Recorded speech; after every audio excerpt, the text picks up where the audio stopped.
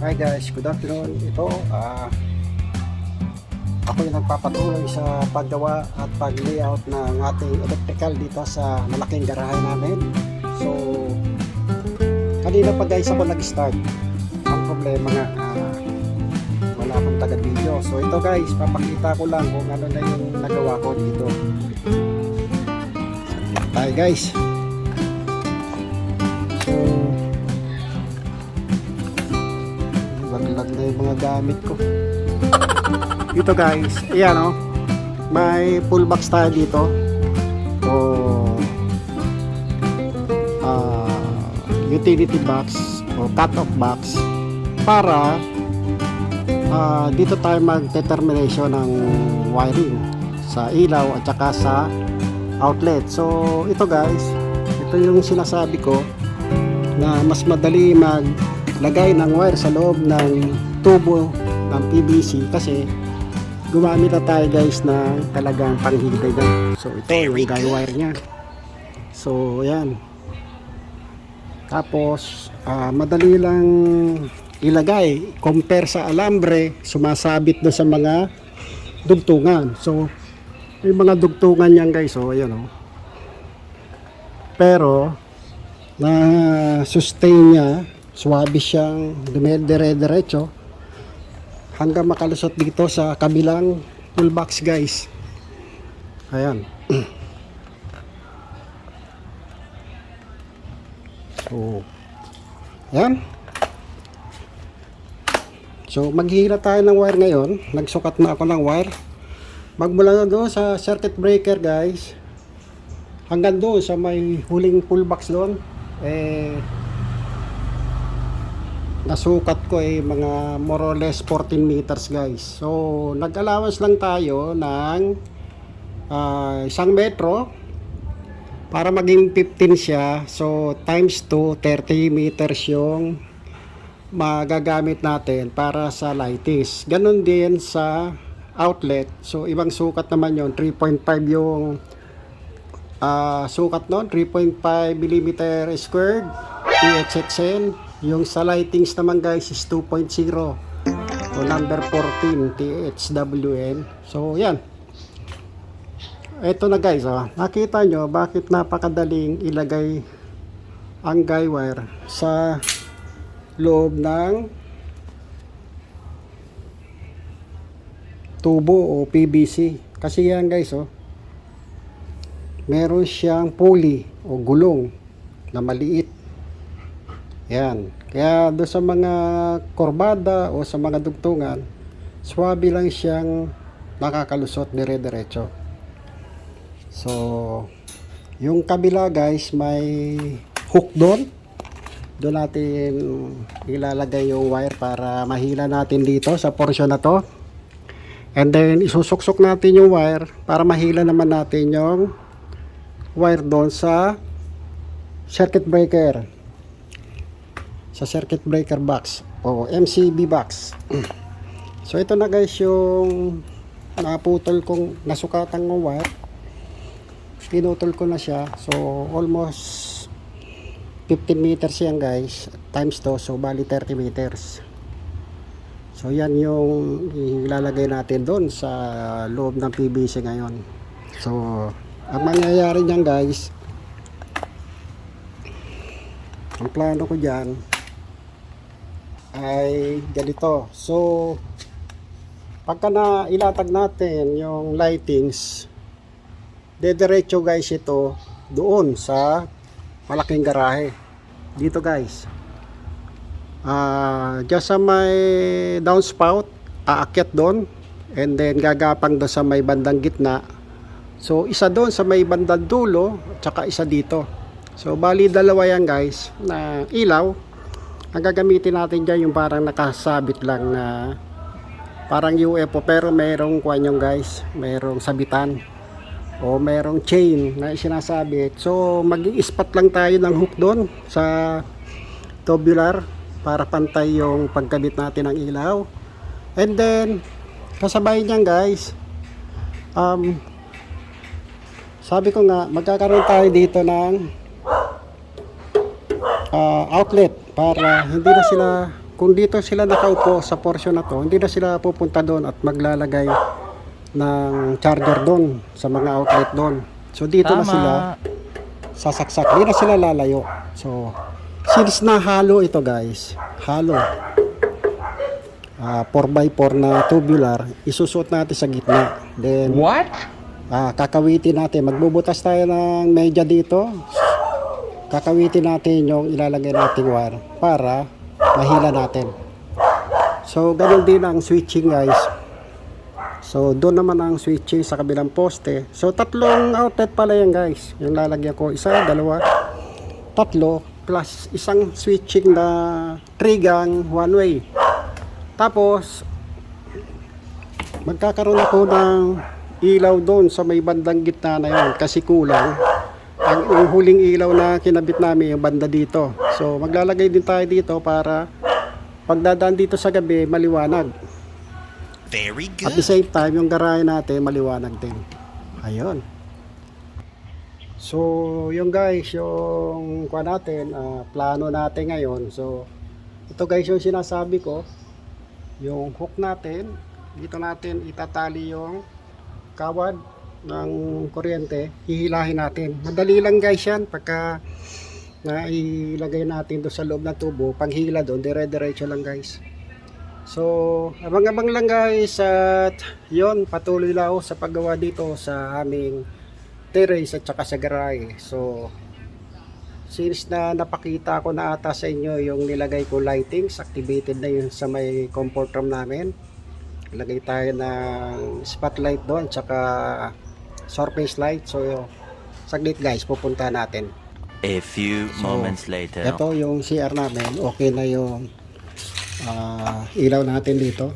So may switch dito sa labas, ito sa cage ng mga aso doon, at saka dito sa may gitna dito.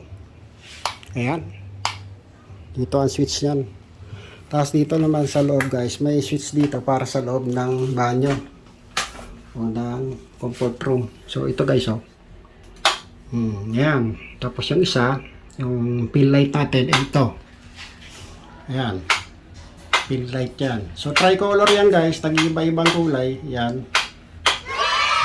Ayan. Warm, cool, at saka daylight. At the same time, ganito rin din sa kabila. So ayan ayan, warm, cool, ito daylight, maputi. So ayan guys. Dito pala sa loob ng banyo guys, maglalagay din tayo ng exhaust fan. Isasabay natin sa switches. So yeah, pero kailangan matapos ko muna yung ilaw sa garahe para maliwanag na doon sa gabi. At hindi na kami namang problema pag tumahol yung aso, dudugaw pa kami sa bintana para silipin na. Ayun. So ayun guys, hanggang dito na lang muna po, at abang-abang lang sa aking paggagawa ng electrical layout dito sa aming likuran papunta doon sa malaking garahe. So a few moments later. Okay, nagbabalik guys. So nailusot ko yung isang portion ng kawad natin para sa lightings. Ito guys, so ito. So ang gagawin natin dyan guys, ayan, nailusot ko na, magbulado sa kabila doon. So eto naman, lulusot natin yung guy wire dyan, papunta naman doon ba guys sa MCB. Tingnan natin kung pwede ko nang idiretso doon. So ayun, saglit guys, papakita ko kung paano maglusot ng wire. So ito na guys, ilulusot na natin yung kawad ng kuryente doon sa loob ng PVC pipe. So saglit. So ito guys, start na natin.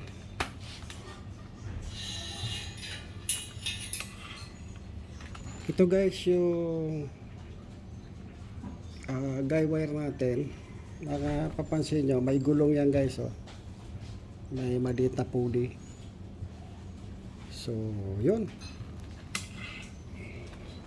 insert na natin sa butas guys ng tubo.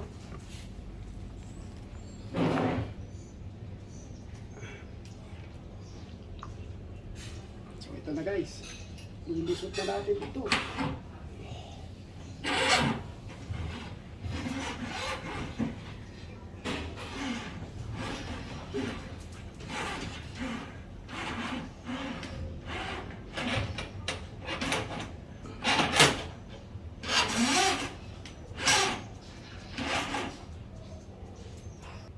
So, yun na guys, oh, lumabas na, oh. Ito na yung wire. So, subukan natin ilusot na para dire-diretso. Abot kaya? Teka. Ay, hindi abot.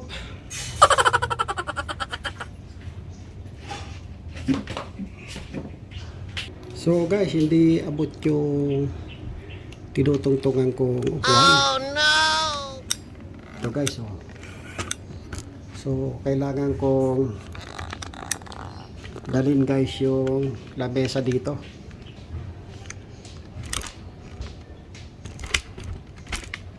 Saglit lang guys, kukunin ko yung lamesa.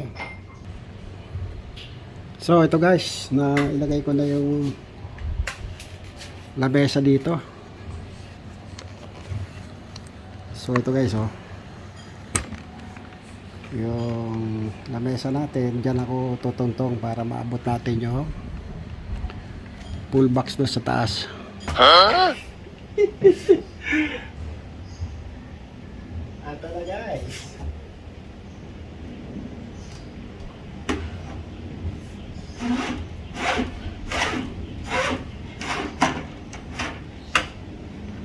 Sunod natin yung wire.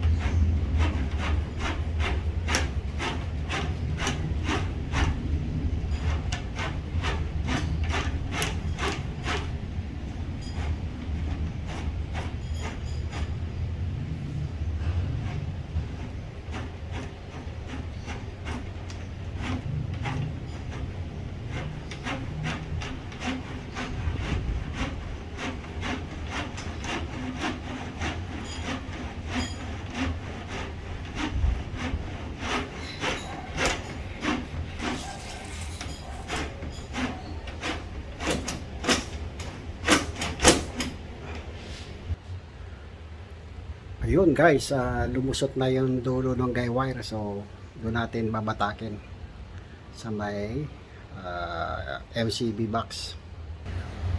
Dito guys, dito tayo magbabatak na ng line.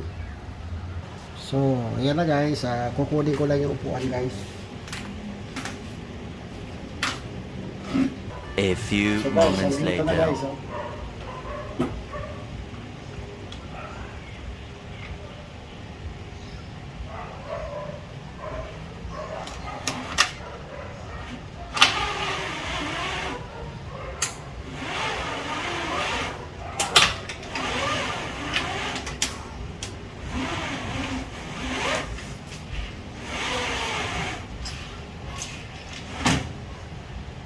So yun, isusuksok ko lang yung dulo ng wire ko kasi bumara yung tape sa labi ng pa natin. Itong, ano ba tawag dito? Itong lock nut natin, lock nut o yung end bushing. So saglit guys. Ayun. Ayun guys, nagusap na. Madali na lang. Yun o.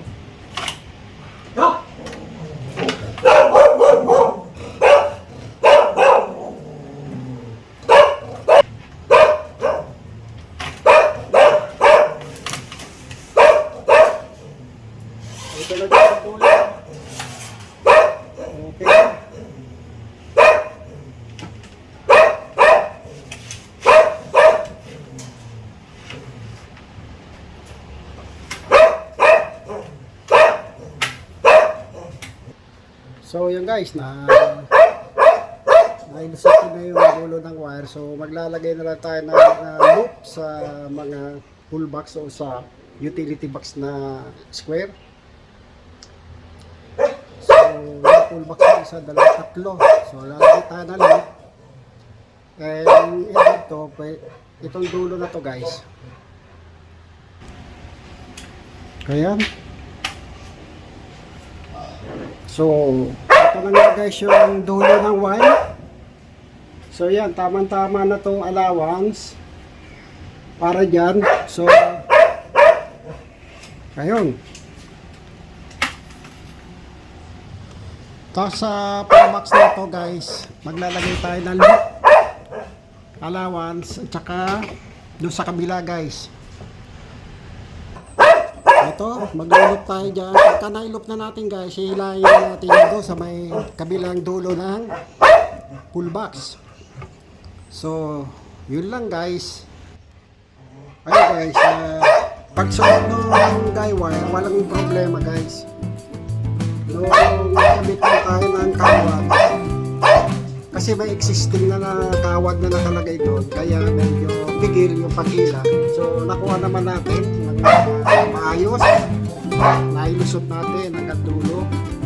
So, yun. Ang susunod ko naman dyan lalagyan guys, yung para sa outlet. Yung tubo ng outlet guys na bandang kaliwa, wala man laman yun. So, mas madaling maglagay ng motor kasi wala pang nakapag. Unlike sa kabila, may existing wire na, kaya medyo masikip na yung dinadaanan, tapos may tape pa, kaya para nagkakaroon ng friction to sa kabila, kaya medyo hirap lahin, kaya kailangan persahin, ilayin para makalusot lang yung guy wire. Pero guys, hanggang dito ang mula ko, abag-abag lang sa sunod na mga vlog. Napakita ko rin kung paano ilagay yung para sa outlet na wire hanggang doon sa kabilang pull box. So for the meantime, gagawin ko muna yung mga tugtungan ng mga PVC doon para dire-diretso akong maghilang ang wire. Yun. So hanggang dito na lang muna po at paalam.